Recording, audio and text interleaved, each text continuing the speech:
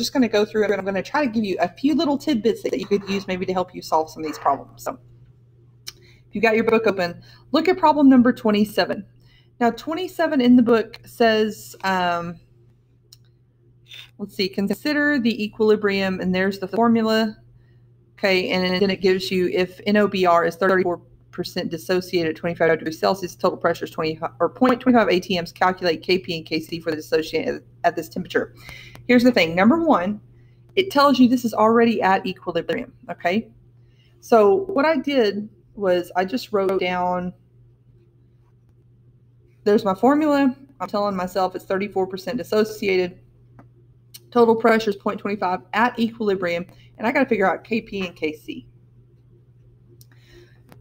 So some key things I've picked up along the way here is if they're telling you that something is already at equilibrium, you don't have to worry about doing like a Rice formula problem. Using that Rice method is only good if they give you initial concentrations, or they're saying, okay, it was at equilibrium, but now it's not, what is it now? So this is already at equilibrium, so we really don't have to worry about that method. What we do need to think about, though, is the fact that this is not like the Kc, the concentration equilibrium problem. You're talking about pressures here, and they're saying the pressure in the system, the total pressure in the system is 0.25 atmospheres.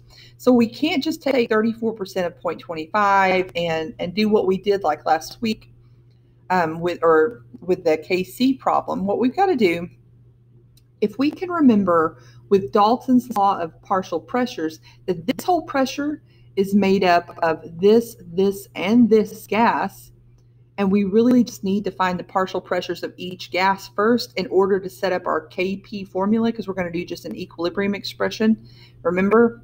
And that's the expression that it's going to look just like this. And of course, I shouldn't be using the square brackets, I know, because it's supposed to be concentration. But, ultimately, this is what we're looking at.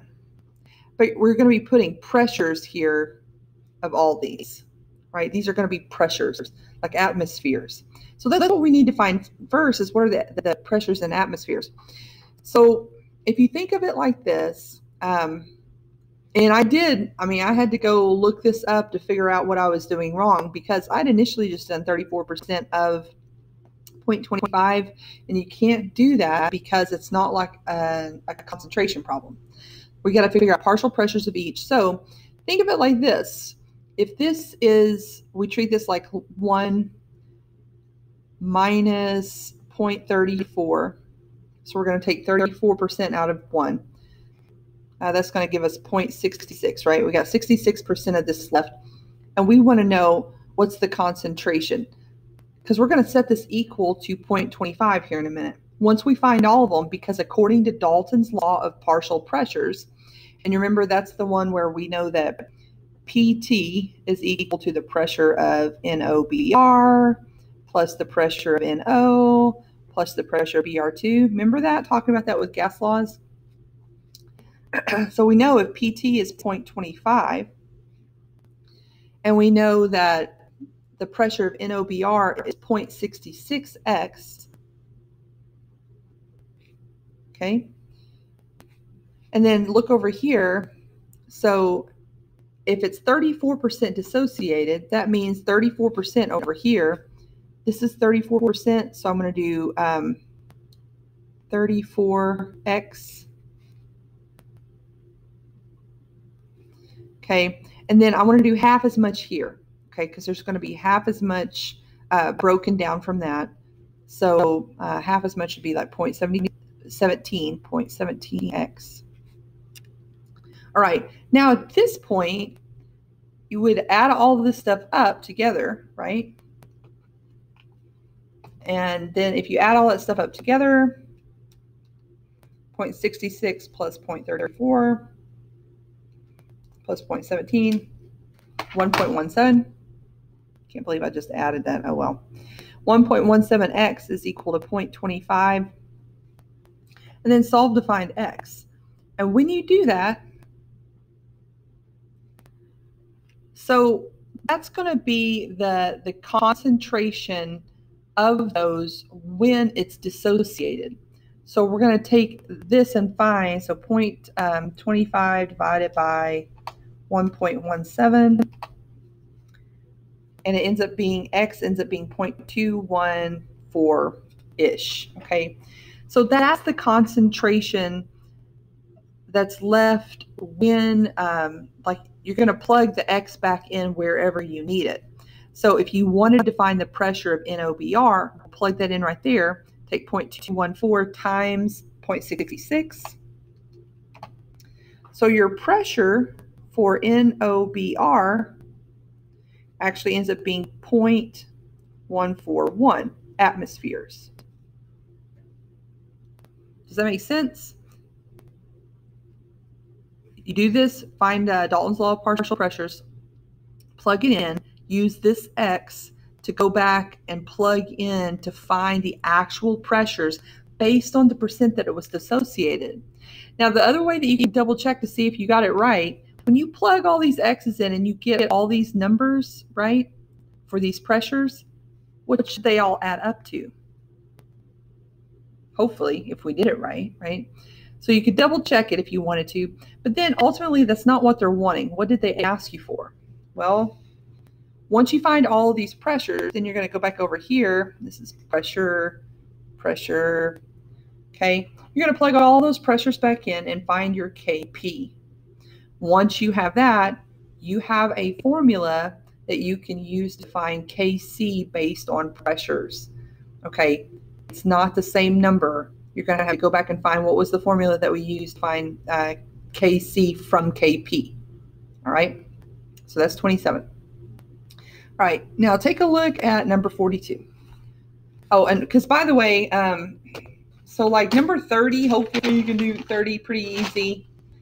Number 38, they're really just asking you to outline the steps for calculating concentrations of reacting species in an equilibrium reaction. I told Clara today, like, go through and talk about how you would use that Rice formula to calculate something that's going to equilibrium. Okay. 20, or number 42 then, would be the next one up. 42, there's my expression, or my equation, sorry. There's the reaction. There's all the stuff I know. My Kp is 158. The pressure of O2 at equilibrium is 0.25. And then they're asking us ultimately to find the pressure of oxygen and the pressure of nitrogen monoxide. Okay. Now, because of the fact that they mentioned that this is already at equilibrium, what does that tell you about it? Probably don't need the Rice formula. If it's already at equilibrium, they're not giving you initial concentrations, we really don't need to use the Rice method. So, again, though, what we need to think is, what do we know about Dalton's law of partial pressures? If they're telling us that at equilibrium, this is 0.25 atmospheres of pressure, okay, based on what we learned about gas laws too, is that pressures could be treated just like moles as far as like the ratios. So if this is a 1-to-2 ratio, you can treat pressure in the same way on this side, okay? Because if you started with pure nitrogen dioxide, and they did say that on number 42, it breaks down at equilibrium. This is going to be 0.25. So if you look at the ratio of oxygen to nitrogen monoxide, this should just be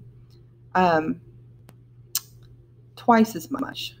So I'm going to go ahead and say, if this is just 0.50 atmospheres, so that's my partial pressure of NO, okay. So if we know that that's about 0.50, so we already got like 2 out of the 3, so now all we need to do is solve to find our last one. Well, how are we going to do that?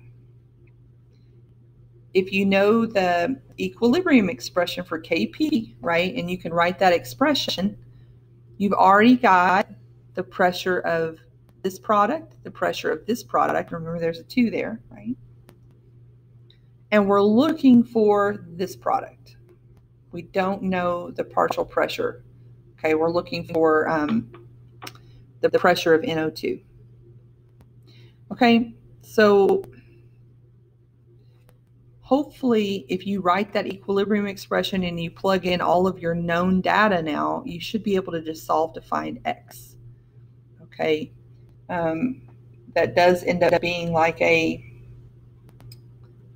no, it doesn't. It doesn't end up being a quadratic equation. You don't have to do that. So it should hopefully, you should be able to solve for X pretty easily. So see if you can work that one out on 42. Okay, then last one, number 47. Number 47, I'm going to go ahead and switch pages here so I don't run out of room. Okay, on number 47. 47, you've got a heterogeneous equilibrium. So carbon, solid carbon plus carbon dioxide gas yields 2CO gas. Okay, they tell you the temperature. They tell you the total pressure of the system is found to be, so this is our total pressure, is 4.50 atmospheres. Equilibrium constant Kp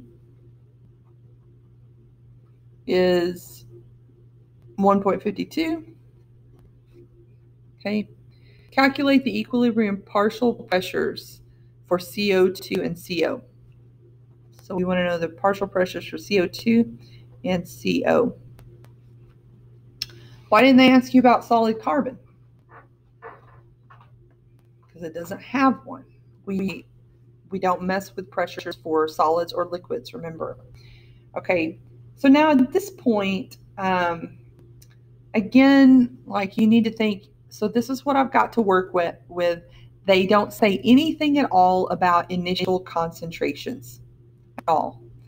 So for me, that just kind of eliminates the use of or the need for that Rice method. So I'm not even going to try it. Okay. But because of the fact that they give me total pressure, I need to be thinking about Dalton's law of partial pressures, right? So if total pressure is 4.50, and if we know that this is what it started with, you have solid carbon and carbon dioxide, we can assume that the reaction was running this direction. So you're going to have an increase in product and you're going to have less CO2. Okay. So what are we going to say about this then? Okay. So we know that this is going to get created for the CO. Okay. So over here, I'm going to go ahead and start to write out just for my own good what my equilibrium expression is going to look like. So I'm going to just do carbon monoxide. And again, I should probably just do parentheses. Squared over CO2. Okay. All right, so that's my equilibrium expression. So I'm trying to figure out partial pressures. So for my carbon monoxide, which is this one, if that's what's being created, if that's the pressure that's being created, I know that this is just X. That's X amount of pressure. Over here on this side, I know that the pressure in the system is going to be missing, the total pressure in the system is missing whatever this was, okay? So I'm going to go ahead and say, okay, so 4.50, that's my total pressure, but I'm going to take out of it the CO2 pressure, okay? So again, CO2 should just be 4.50 minus X, okay, my pressure in the system. And CO should just be X, hopefully. Here in a minute, we'll see. Okay, so then if we know that, can you just plug this stuff back in to here? So here's our Kp, our 1.52. Our CO, we're going to let that be just X squared over, what would we sub in for CO2? This 4.50 minus X would go right there. Because we're taking the total pressure of the system, and we're taking out of it the pressure caused by CO2, and then what's left should just be the pressure caused from CO. Okay, you plug all those numbers in, and again, you'll put your 1.52 right there, and then you should be able to solve to find X. This one, you're going to end up having to use the quadratic equation, right? Oops. So 1.52 is equal to X squared, and then 4.50 minus X. Okay, and if you set that all up correctly, you should get an equation that you can use then and plug it into the quadratic equation, or just use your fancy schmancy calculator and solve to find X. When you do, you're going to have to go back and plug it into these values right here, because X will be your pressure of just the CO. The CO2, you'll have to take 4.50 minus whatever you get for X. Okay? Man, I hope that makes sense.